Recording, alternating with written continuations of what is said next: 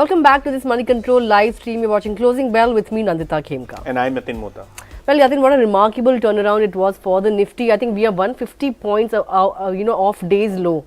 And, managed to end above that 18,800 mark. Even in the daytime when we were talking, I think the Nifty was already off lows and, in the second half, the momentum only gathered pace and we ended the day above that 18,800 mark. So what has really led to this turnaround was, a turnaround in the banking pack as well. Correct. The Nifty Bank Index also came back into the green. You had the Nifty IT, Auto, Realty, Power, all these indices, clocking very strong gains.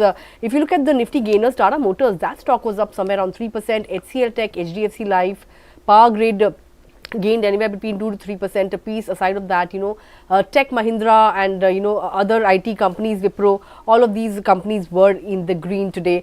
On the flip side, Bajaj Twins, they were among the top gainers yesterday, but today they came under a fair bit of profit booking. So Bajaj Twins were the top losers. Sun Pharma, BPCL, Divi's Lab were some of the losers. Yatin, let's talk about a lot of these mid-cap companies that were in focus today. A lot of block deals today, and some of these companies shed somewhere around 10-15%. And on the flip side, you had HDFC AMC that gained 8%. So let me talk about HDFC AMC first, wherein Aberdeen management is said to have sold nearly 10% equity. Obviously, this deal was run in the block window, and post the deal happened, the shares moved by nearly 11%. So very strong uptick coming in for HDFC AMC shares post the block deal.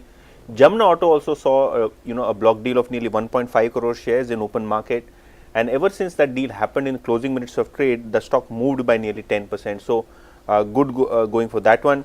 Timken, on the other hand, promoters, which is Timken Singapore, they sold their 6.5-7% stake, and post that deal the shares fell by nearly 7%. So that was one deal which happened at a discount, but still the stock was under pressure post the deal.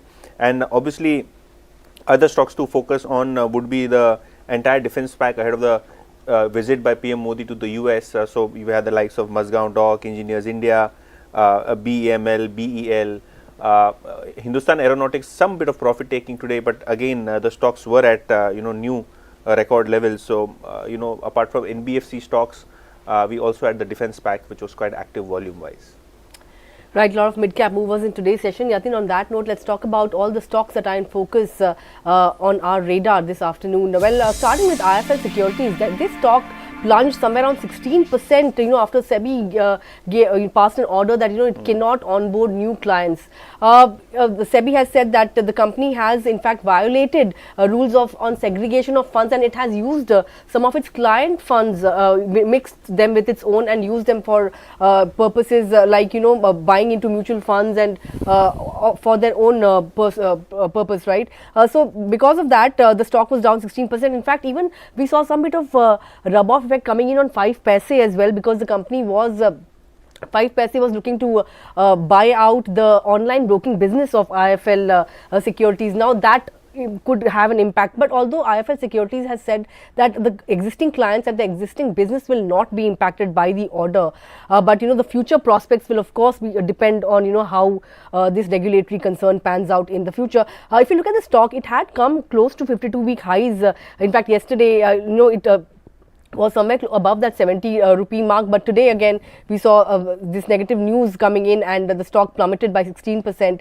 But if you look at the valuations, price to earnings ratio is 7.5, which is much lower than the sector PE, and the return ratios were also pretty healthy. But one will have to now watch out for how this entire regulatory issue pans out for the stock to kind of recover from the kind of setback that has come in today's session. Absolutely, and IIFL Securities as well as IIFL Limited, both of these stocks were under some bit of pressure in trade today. However, the other stock which is on our radar is from the auto pack. Now, if you overall look at the marketplace, we had auto shares in focus, aviation shares in focus, and let's talk about Indigo, wherein Morgan Stanley has an overweight rating on the stock with a target of 3126. Now, the shares of Indigo are at 52-week highs. Post they have announced an order for another 500 A320 Neo aircrafts. Now this is an order which they are looking to place. They already have a pending order of 1000 aircrafts with the vendor, but now with A320 coming in as the additional route to expand there could be some further upside to the shares of Indigo. Now, we have seen there are some bit of headwinds in the sector with respect to SpiceJet unable to operate many flights. There have been delays.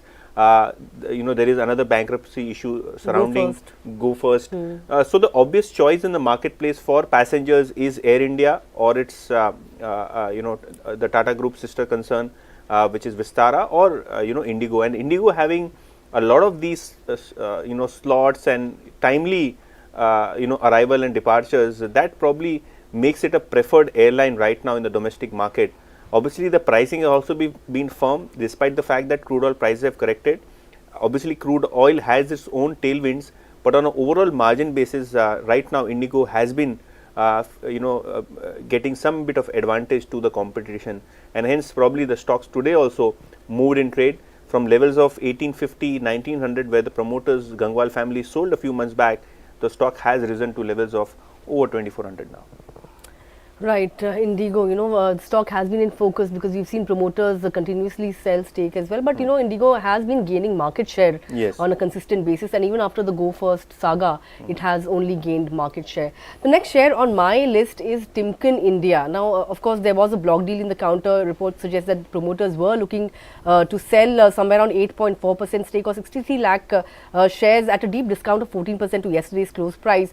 11% equity has exchanged hands, somewhere around 84.5 lakh shares worth 2,600 crore rupees. Today's fall actually has seen the stock rather erase all of its gains for the year. And if you look at Timken India, it's primarily into manufacturing and distribution of tapered roller bearings to automobile sector as well as the railways sector. But if you look at the financials, the return on asset has been fairly good, and over the last two financial years, annual net profits have only been increasing. But if you look at the valuations, on that front, the stock is a bit expensive. After today's stake sale, we'll have to see which are the buyers that have bought into the shares. That of course will be coming out later in the evening. So in the morning we will be touching upon who the buyers were of these shares that were offloaded by the promoter. Aside of that, I think the shares have lost most of its gains for today. So we'll have to see how things pan out for this one. But looks like prospects are pretty dithering at this juncture. What would you say, Yatin? Yes, and if you look at shares of Timken India, at lower levels there was a lot of demand, and obviously this is one stock in the capital goods space which has been preferred so many times, and a lot of institutional investors are interested in this particular counter. Obviously, the bulk deal data will tell us who and which investors participated. We'll wait for that. But yes, as a stock, the company has performed significantly better than its peers. Obviously, P multiple wise, you might find it a bit expensive. But these are quality companies, and in the capex cycle, probably these are the best ones to benefit from. Right. What's the other stock on your radar, Yatin? So, the other stock on my radar, if you look at the market today, there was some bit of traction in the shares of Bank of Baroda. It closed almost at the day's high. Today, JP Morgan has come out with the overweight rating target of 230, which means that from the current market price, the brokerage expects a 15 to 18% kind of return. Now, if you look at JP Morgan's viewpoint on Bank of Baroda, they say that the retail loan book is growing much faster than the wholesale book as well as versus the private sector banks. Digitally, the company has been pushing for a lot of transformation. Asset quality has steadily improved, and if you look at the net interest margins, provisions, costs, everything has been under control. So, if you look at from the PSU banking space, this is one of the preferred ideas which could be a re-rating candidate according to Bank of Baroda, and they say that the value crystallization in subsidiaries could be an additional trigger as well. Right, Bank of Baroda there, but the return ratios of the last 3 years have been in single digits. So we'll have to see whether the stock can better that in future. But with that we've come to the end of this edition of Closing Bell. Of course, we will be getting back to you tomorrow morning at 8:30 a.m. with all the stocks in news, and of course getting all your stock related queries answered by technical experts as well. But for now, it's a goodbye from me and Yatin. If you have any comments, leave them in the comment section below. And for more updates and all your other financial news updates, keep following Money Control.